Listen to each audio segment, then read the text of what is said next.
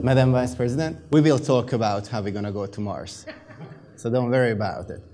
So Elon Musk wants to go to Mars, and that's crazy. Like, this is not just an idea that he has. He literally said that he wants to die on Mars. And taking the fact what this guy is capable of, I think he's going to manage that. And that just shows the vision of our humanity, like what we can imagine and do. And data, I think, in the past few years has become one of the major drivers for this. So let's talk about some statistics to get this show rolling. So here is two major companies. I mentioned Elon Musk, and there is Tesla, and here is Ford. Any guess what the number is? The production. Number of cars sold. Okay, let's put on another number. The value of the company. The only reason why Tesla is way more worth than Ford, a way larger company, is because of data. Because right after Ford sold the car, they know nothing about it. Of course, you take it back to service, but that's all. On the other hand, Tesla knows everything, not the fire truck though. But I'm guessing that they know when you go to Starbucks, when you pick up your kid from the school, and they gather this information. And as it was mentioned, as Zalando will become a data silo and the data company being able to produce tremendous analysis and forecast and leverage that data in other industry, Tesla is going to the same route. All right. This is one of my favorite slides. Every road leads to Rome, and there is this funny debate that Wikipedia says that it knows everything, Facebook says that it knows everybody, Google says it has everything, but then, you know, without internet you are kind of lost. And then again, there comes electricity. So I wanted to put this slide on because we always need to have a perspective on where we are, how we want to look at things. Okay, so how we are looking at things. 2.5 million terabytes per day. That's the amount of data that we produce. It equals 10 million Blu-ray discs, and if we put them on top of each other, it equals 4 Eiffel Tower. That's just crazy in one single day. What we know that 90% of the accessible data was produced in the last 2 years. And it's growing exponentially. That's just kind of a mindset. Okay, let's move on. So where is data coming from?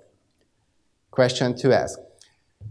This typology or this methodology is from Dave Meckler. He's the former CMO of PayPal, and now he was running one of the most successful startup incubators, accelerators, called 500 Startups.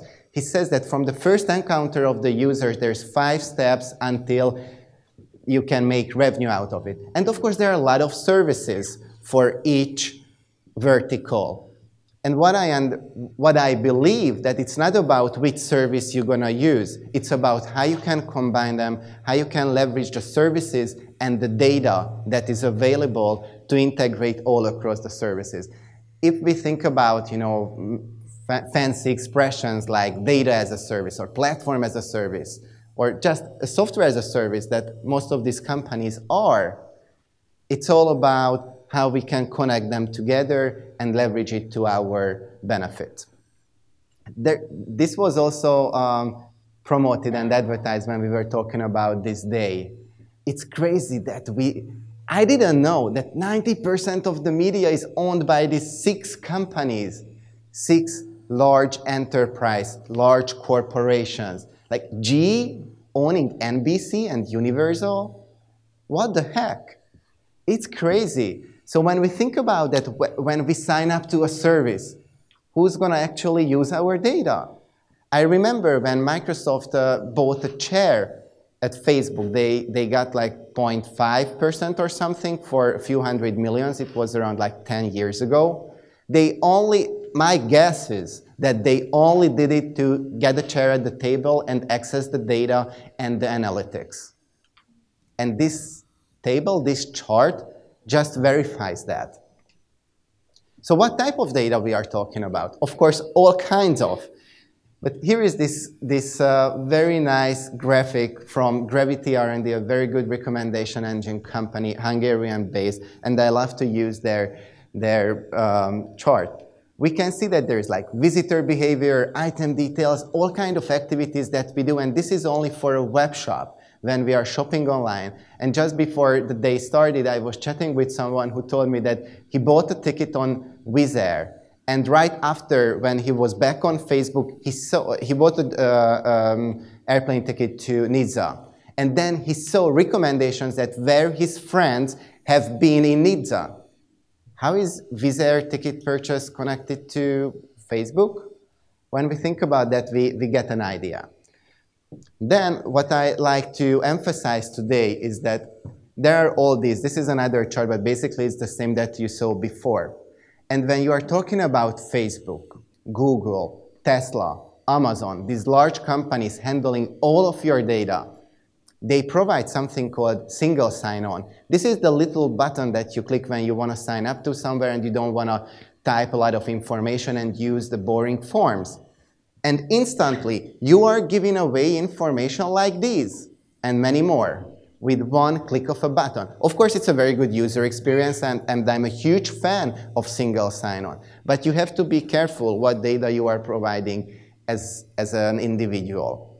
So going one step further, it's not about the contextual data or the data that large corporations like Facebook have about you, but as a strategy, as a marketer or as a company, what we need to think about it, that we have to combine the two, and then you have jackpot. Because when we look at data as like individual grids, we cannot really go and move forward. But when we combine them, that's where the magic happens, in my opinion. And this is what they call extrapolation, a word that I learned about a year ago.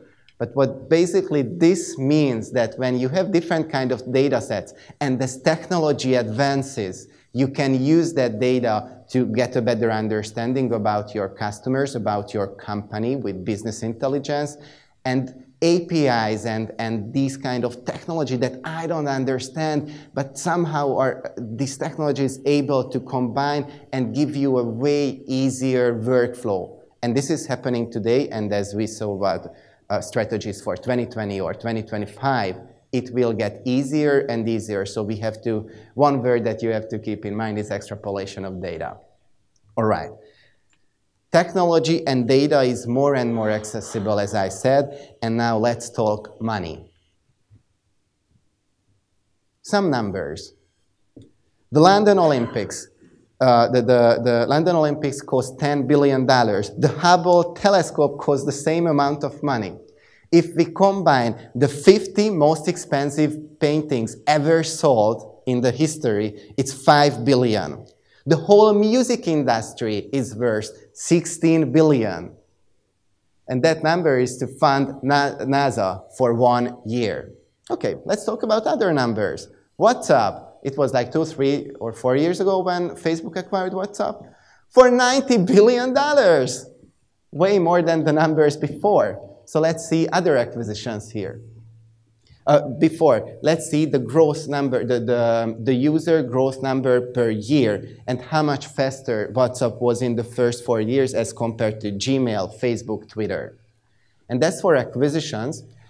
This is a cool chart. It's a few years old, but as we see, WhatsApp was one of the highest acquisitions so far. And then last year, Amazon acquired Whole Foods for $13.7 billion.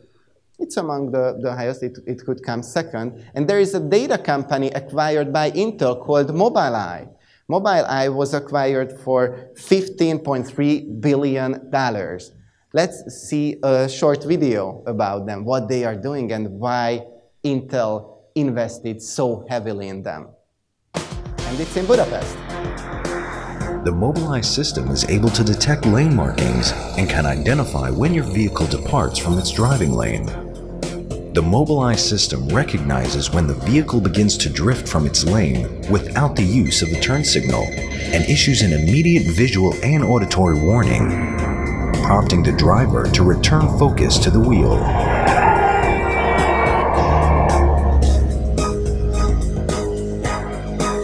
Mobileye, our vision, your safety. This is not a paid advertisement, of course. Maintaining a safe following. I just found this, and I think it's a very good example. And now coming back to the truck, the fire truck, hopefully it will see the fire trucks. This is crazy how much large companies bet on data and data companies who can advance. And this video is from 2012, and they were like starting up and with their research and just showing what they want to do. And in 2012, we didn't talk about autonomous driving, and we didn't hear Tesla, autopilot, and things like that. And they were there and playing the long run for the long game. Now they are acquired by Intel, and who knows what they will be able to do with this data. So prediction for the future. Let's ask Let's ask the help of Nostradamus. Actually, I think if Nostradamus was here, he would say something like, and I would agree with him, that Facebook will become what its name is. It will become a Facebook, and it will provide its data for internal and external services through APIs or whatever gateways. And what it will do is that it leverages the information that it has about its billions of users and providing a better user experience and, of course, leveraging it on the business side. And today, at this conference, we have to take in mind that our job, if we are part of this ecosystem, our job is to be crucial about what we do with our data and how we're going to create. And GDPR is here. And I think it really is an opportunity because we can think about, okay, we have all this data. We want to create something better, a better experience for our users. But how can we do that? How can we be very transparent with our users that, okay, I'm asking you to give away your data, X and Y and Z. But in return, I'm going to give you that and that and that. And this is, I think, the most important part, and this is what Facebook is doing really well, gathering all this information, and it's working together with amazing services. And we should think about either using these services or become one of these services that joins together the ecosystem. These are just some of the apps that are developed internally at Facebook. And think about these, the last two were acquired, right? And this is a photo app that Facebook had a few years ago. Of course, they are not using it because but at the time they acquired Instagram, they still had their separate photo sharing app that was basically a photo app, and then you shared your photo to Facebook. But you can do it in Instagram, and they realized that the value why they paid billions of dollars for both of the acquisitions was because of data and the users interacting within that social network.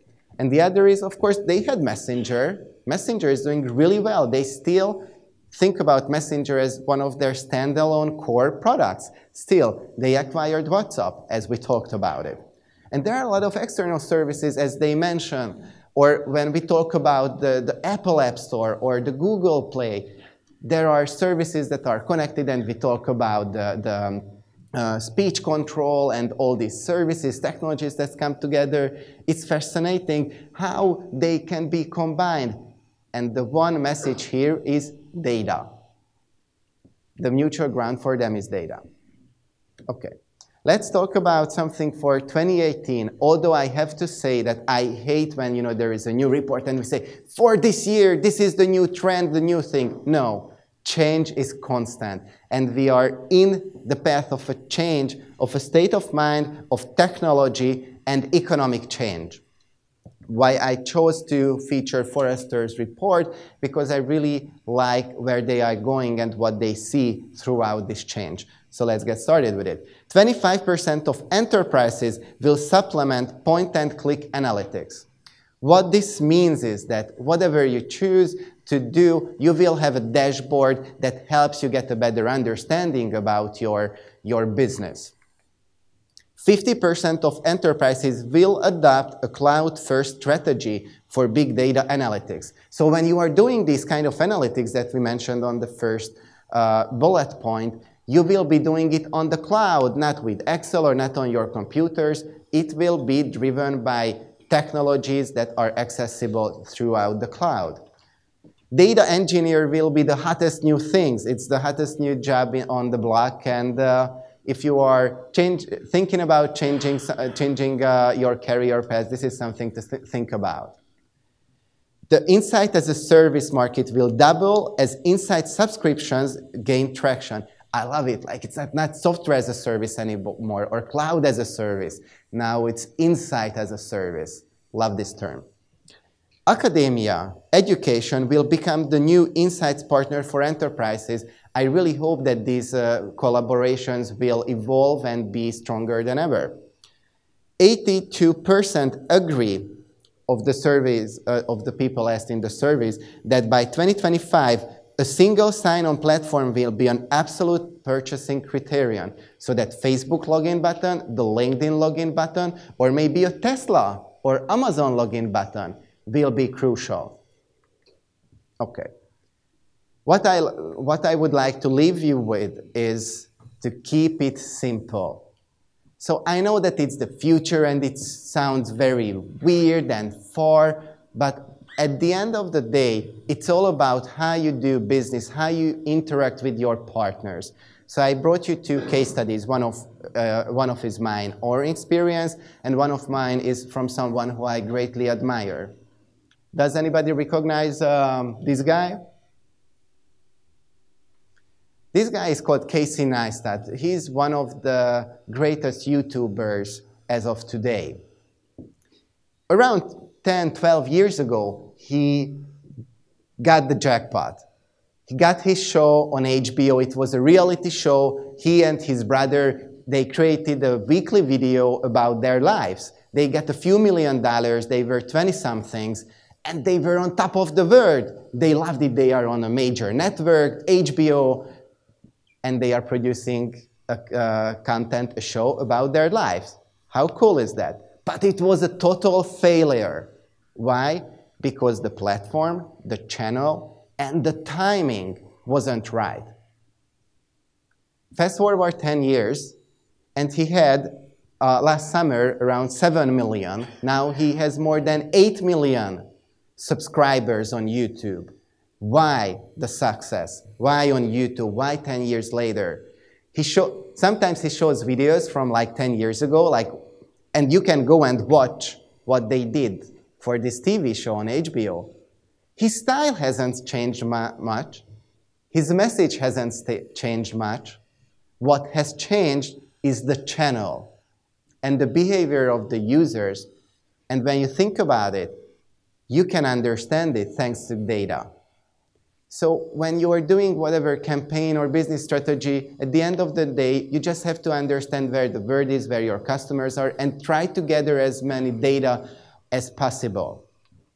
So now, with my company, SpringTab, a few years ago, we created this very simple, shitty design landing page. Why did we do that? As a company that works with data and we want to acquire new clients, because we didn't want to tell too much about ourselves. Hopefully, some people met with us before, and if they are really interested in, and now we are, of course, talking about web shops, right? Like, let's say you are web shop owners, and I'm asking you, do you want to have a better conversion? And if you believe that what I'm asking, I'm capable of delivering to you, you will subscribe. And here is the single sign on what Forrester said that will become one of the major things there. I'm forcing people who go there to use Facebook login. I don't need their data. Actually, I'm not taking any of their data. I'm just interested that someone who goes to a B2B website is willing to use that, because that is an insight for me that it will be an easy or a hard partnership in the future. I know that the projector is not good, but on the bottom there is a Tell Me More button. Not that many people look at it because they leave the website. That's totally fine. But if they click on it, of course, I'm showing more information. And then I'm also redirecting them to go and get in touch with us if they want to. If they do, I'm all tracking this with Google Analytics, with our own HubSpot setup there. But if they go further and they move in, of course, we tell them what kind of information we are asking for them. We do double opt-in, and of course, when GDPR will be live, you have to be very crucial for that. But then we show the pricing, and they can register, and these are different sites. And then they are in our system. Why I wanted to show it to you, because before we created this website, this is what we drew. This is the user flow, the logic that we believe that the users will do when they come to our website. And whatever interaction they do, we have Facebook tracking pixel, we have the same for Google. And even if they register or don't, did they connect with Facebook or not, we will find out that information, and according to their behavior, we personalize the workflow, the interaction with them. And this might sound a little bit complicated, but actually this is so simple. With AI and all these analytics, you can do this very, very easily and also automate many parts of it. Okay. And this is how it looks like after we created it. This is HubSpot's workflow, how you can build it there. As Forrester said, it will be a point-and-click thing. Okay. And to the end, I just want to put a smile on your face. This is about retargeting. If the couple used the same computer, the husband was looking for this sweater, and of course the wife would have been very surprised if she hasn't seen it all over with the retargeting. So be crucial how you use your data. When we have the break, we prepared a little gift to you. So if you are into this stuff, we have this personalization in marketing guidelines or ideas. I will be outside, and I will be very happy to talk with you about it, and of course give you a free copy of it. And I will have the presentation on that link. Thank you very much for listening to me. Enjoy the day.